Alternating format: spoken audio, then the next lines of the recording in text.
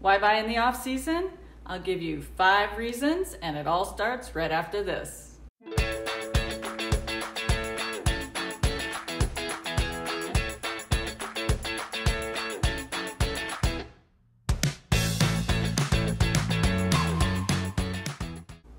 Welcome back to my channel. I'm Jill Upleger with Denver Real Estate at RE/MAX Alliance. If you're interested in the Denver area, then you have come to the right place. I post weekly tips, tours, and topics about real estate and living in the Denver area. If you'd like to see more of my videos, remember to tap that subscribe button. Let's start with statistics, and then we'll go into the 5 reasons why you may want to buy in the off season. Highlights for November: seasonal cooling continues. Buyers and sellers are less active than they were in November of 2021.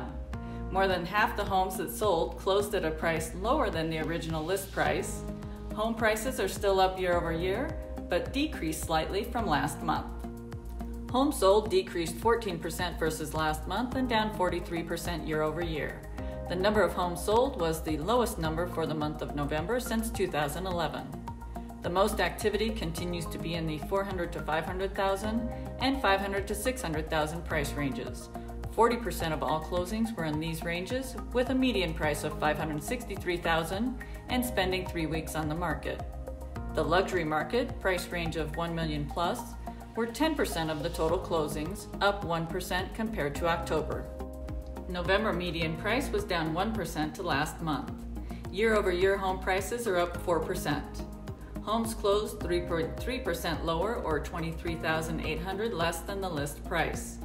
Median price peaked in April of 22. Since then, prices are 9% lower. November median price was $563,000, 1% lower than October. Single-family homes were $615,000, $65,000 less than this year's high. Condos, townhomes, multifamily homes were $407,000, $33,000 less than the median high this year. New listings were down 30% to last month and down 28% year over year. The number of newly listed homes decreased for the 5th consecutive month.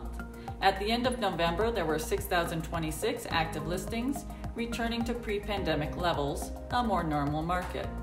The number of homes going under contract was down 12% month over month and down 36% versus last year. The median number of days a home was on the market increased to 22 days, up 4 days versus October and 17 days more than last year. Homes are staying on the market 4 times longer than a year ago. Average days on market is now 35, and there are currently 9 weeks of inventory. Seasonal cooling continues. The historical decrease of active listings from October to November is usually 12.8%. This year it was 14.2%, an indication that sellers are waiting until 2023 to put their home on the market.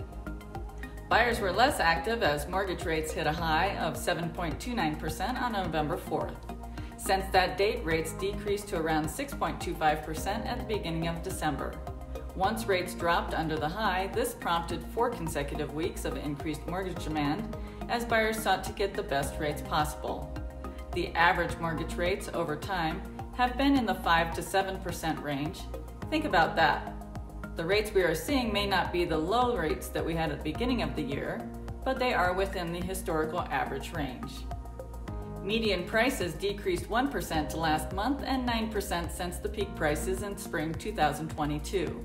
Sellers are still acclimating to the price differential since earlier in the year, prompting more than half the homes closed to sell at a price lower than the original price.